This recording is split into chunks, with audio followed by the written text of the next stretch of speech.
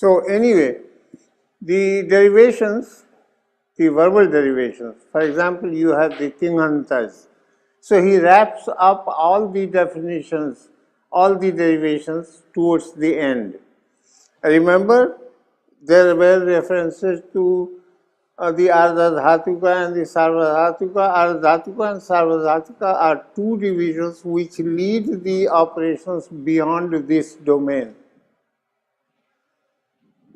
And replacements of la given by lasya, any affix which is formed with la, that is lat, lot, lit, late, etc., is replaced with la. This is what is replaced with thing. So you have lasya in place of la. And tipta jisiptasta vivasmastatan jhathasas dha ja thas athas dhvam id vahing mahi. Lasya tibade adesha bhavanti. So these tip etc. are replacements for la. So thing is the abbreviation for that. But thing are 18 affixes distributed over two sets of Parasmaipada and Atmanepada, where each set has got 9 affixes distributed over 3 persons, Prathama, Madhyama and Uttama, each one having 3 elements, 3 singular, dual and plural. That's how they get, and that's the breakdown, 3, 4, 78, tipta, jisiptasta, etc. Together they form the abbreviation thing. So beginning with the T of tipta G and ending with the Mahi, which is capped with Nga, Mahing, you get thing. You should also understand that this is one of the major abbreviations used in the grammar, made from elements outside the Maheshwara Sutra or Shiva Sutra. So this is one major abbreviation term where the Shiva Sutra elements are not taken into consideration. In other words, this is an abbreviation of grammatical elements, not of sounds. Can it be called Pratyahara? What? Can this also be called Yeah, you can call it Pratyahara. But this Pratyahara is not made out of elements enumerated in the Shiva Sutras. So one thing I was curious about and did not understand is that whatever he does use as its in these, Yeah. Why those special letters there? Like Yeah, he does it because he wants to form abbreviations. That's, Adi Rantena Sahita, the rule. So take Adi, take any list item and join it with any non-list item which I represent with the capital symbol. That's my notation, by the way.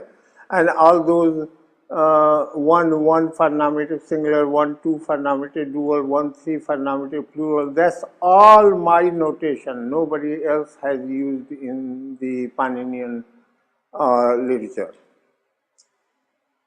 So that's how these abbreviations, and there is another one which is sup. So sup and thing, these are the abbreviations which are made from the grammatical elements. So, for instance, consider the singular of the accusative in sup, like ta. Why the ta there? Why the ta? Oh, the ta is an it. No, why ta? Why not another one? I mean, was there a specific reason for putting ta? Oh yeah, ta makes tit. Okay, tit atmane padanam tere. That will indicate the same Yeah. rule that will applicable to that, where you apply that. So there are certain operations which are made, but they also differ from some of them. For example, the ng of thing.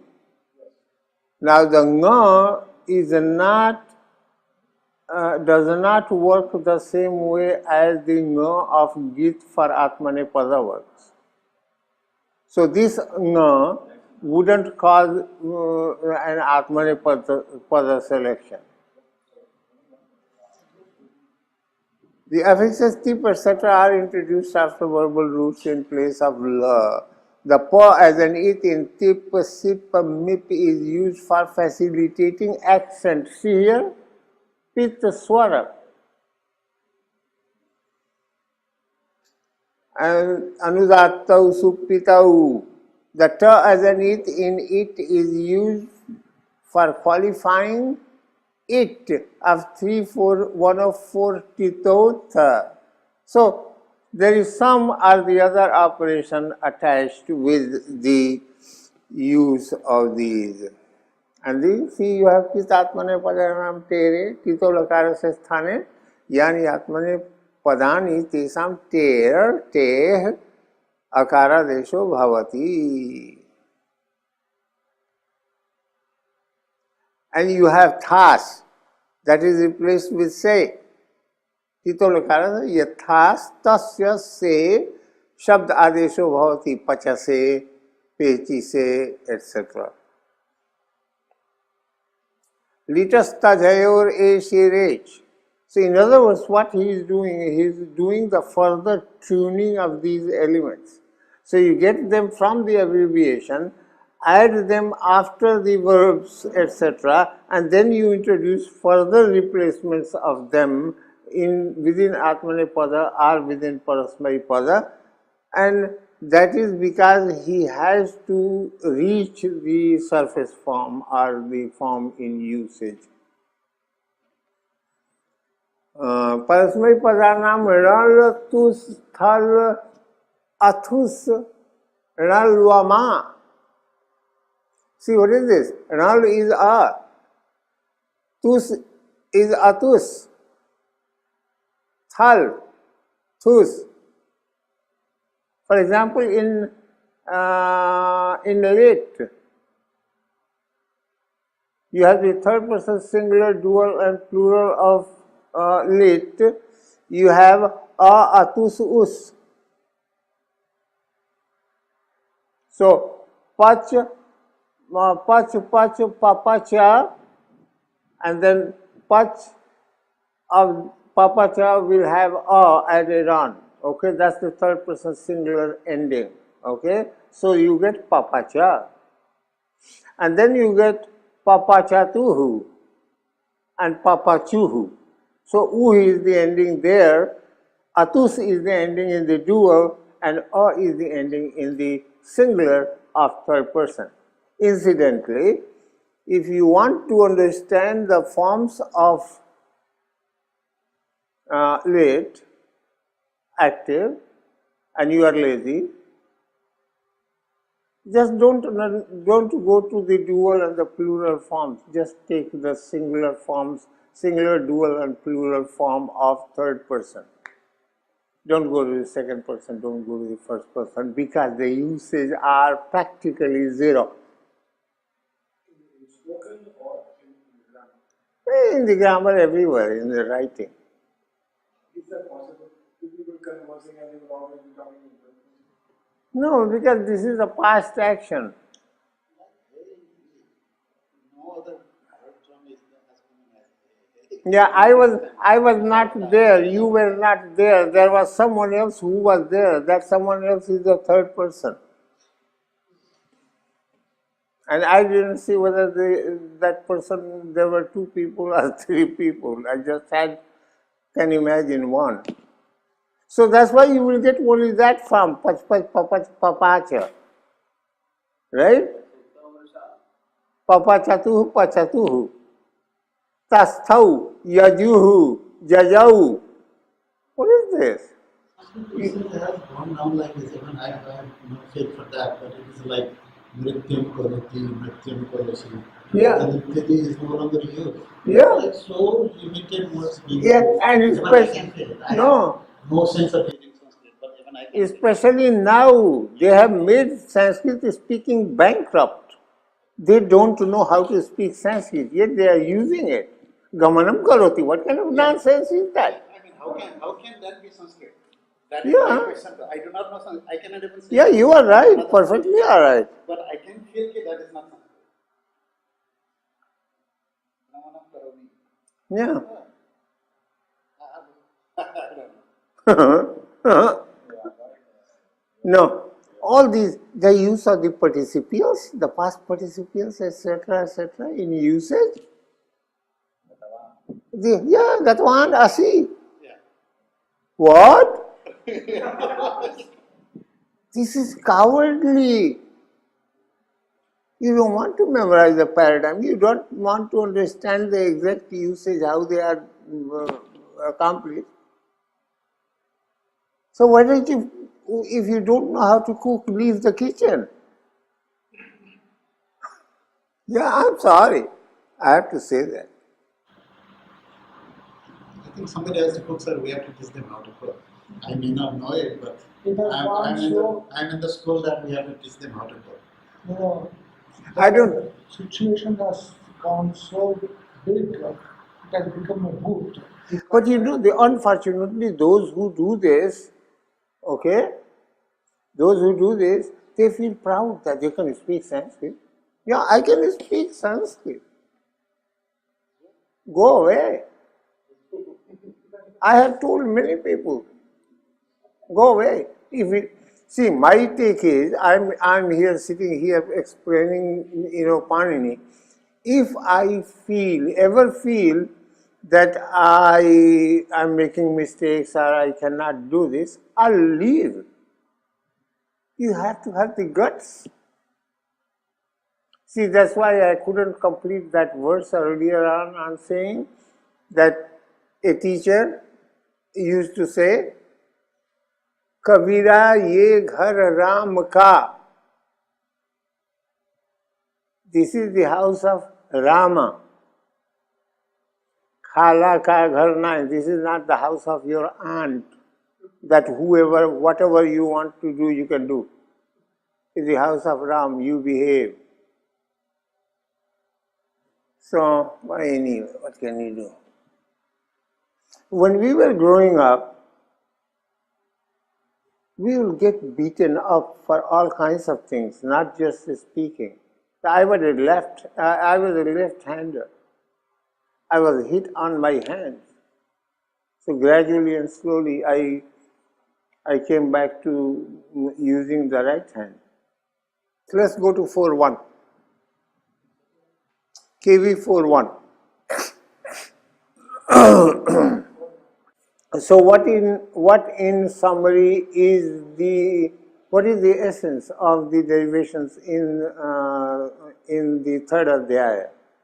You get the sanantas at the beginning, and then you get the derivation of tingantas, where tinganta derivation is based on the use of the lakaras, and you get various frames given for the lakaras, but don't be fooled that those frames are given for tenses. Pāṇini doesn't talk about those tenses. It's just a general frame of usage that he presents before you. So you get the tinganta. After the sanantas, you get the tingantas. After the tingantas, remember the additional definition of pratipadika, krit tadhi samasascha, kridantas, tadhitantas, and the samasas. So we saw how samasas were derived in Adhyaya 2, samasasya, akadara, etc. And then after the samasa, in here you saw the kridantas. After sanantas, there are tingantas. After the tingantas, there are kridantas. And after the kridantas, what you have is the unadi, etc. Okay? So that's what is happening here. Fourth adhyaya. So what is the input for the fourth adhyaya? 411. Adhikaroyam.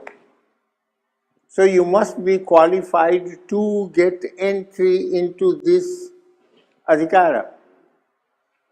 Nyap pratipadikat. After that which has been assigned the term pratipadika. So you should remember Arthavada Dhatu Pratyaya Pratipadikat 1 to 45. You should also remember Tadhis Samasascha, Kridantas, Tadhitantas and Samasas. They are also qualified to enter this. The third Adhyaya yields the Kridantas, right? So, after you have accomplished the derivation with a Kridanta, a Krit affix, you have to put a label to them, say this is a Kridanta. And that will define that as Pratipadika, right? And that term assignment of Pratipadika will throw you all the way. See that leap you take from 34146? No, 3 to 146. 3 to 145 is Arthavada Dhatu Pratyaya Pratipadikam. 3 to 146 is Kritadhi Samasascha. So once you have derived a Kridanta, that will be sent to 411. How? Because it has the label of Pratipadika. So for this domain, you have Pratipadika as the qualifying input. And then Nyap. What is Nyap? Ni and Ap is Nyap. So you have to say Nyabanta, that which ends in Ni and Ap. Ni is a general marker for affixes Nip, Nish and Nin. Nip, Nish, Nin, those are the three feminine affixes. I shouldn't say feminine affixes, I should say affixes which have the denotation of feminine. Okay? So, Adhikaroyam, Yadita Urdhvam. So, what are the entities? Words which end in feminine affixes Nip, Nish and Nin. That's one. Words which have been assigned the term Pratipadika, either by Arthavada Dhatu Pratyaya Pratipadikam or by Kritadhi Samasascha, they all qualify to come here to 411. So, Yadi tu urdhvamanukrameshyama, a panchamadhyaya parisamaapte. See how big this domain is? 4 and 5. How big was the third? 2. No, 1. 3. So 3, 4 and 5, they all three represents the pratyayadhikara, the domain of affixes. And each introduction of an affix needs a base. So the bases were given you, dhatu and pratipadika. The pratipadikas come over here, dhatus go over there to dhatu. So, nyap is stri pratyaya. So, this is all the Swadisu kappalantisu prakritir adhikriyate nip, nish and ninam samanyena grahanam. Tad veditavyam. Swadisu kappalantisu prakritir adhikriyate. And then tap, chap, dap and pratipadika muktam arthaman 1 to 45 kitadhi samasasya 1 to 46 iti. Tisam samahar nirdesho jnap pratipadika is. Here it is the samahara dvandva specification. Yadyapi cha pratyaya paratvena, what is that? Parisheshyad.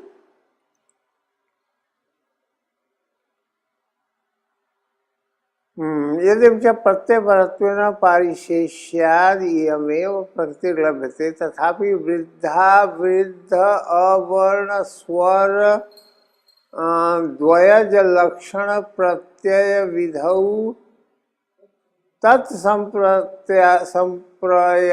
प्रत्ययार्थम या प्रातिपदिक ग्रहणम Kartavyam is fairly heavy stuff. Why the specification has been made with Nya Pratipadika? So that specifications with Vriddhi, a Vriddhi word, a non-Vriddhi word, etc., that can be accounted for. And for that, I would like you to go and read the notes in this rule, under this rule, that will explain to you what Vriddhya, Vriddha, etc. means.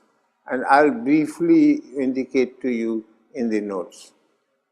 Nya Pratipadika must still be explicitly stated for its proper understanding as the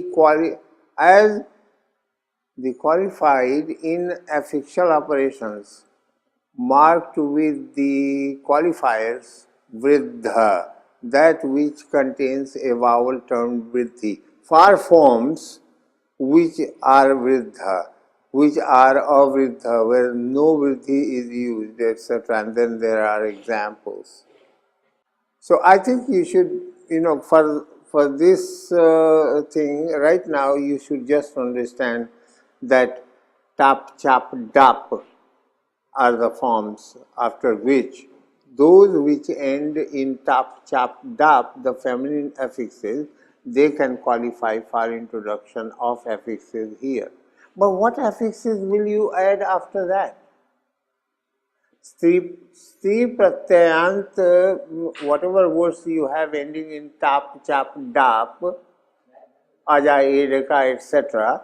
What other affix you will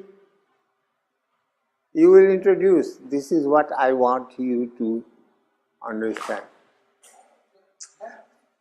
Precisely as speaking. If gender is an integral part of the Pratipadika, and if the gender has already the Stri marked that, is there a provision to add the Stri Pratyaya? Is that your point of view? No, that's you are jumping slightly ahead of me. See, when they want you to introduce the affix after the tap, chap, dap, they mean after the words ending in tap, chap, dap. In other words, after Stri Pratyayanta Shabda, after those which end in Stri Pratyaya. Now your question should have been this. The Stri Pratyayanta Shabdas, he is not showing how to derive the Stri Pratyayanta Shabdas, right? It is only after having derived the feminine ending word that you can bring it for introduction of further suffixes. So, for example, aja. Aja is a word that ends in tap. T is an it. P is a pith, makes it pith. So you have a. So aja, a. Right? A female goat. So you bring aja and then put it here. So Pāṇini is taking it for granted. So you have already introduced a. Okay? So aja. Or you can say you are taking aja from the ajadi group. But what is very interesting, Shastriji, is this. Look at this domain. You go one rule, Nya Pratipadikat. Here, after bases ending in the feminine affixes and also after the forms which are Pratipadika, you introduce what? Go to 412.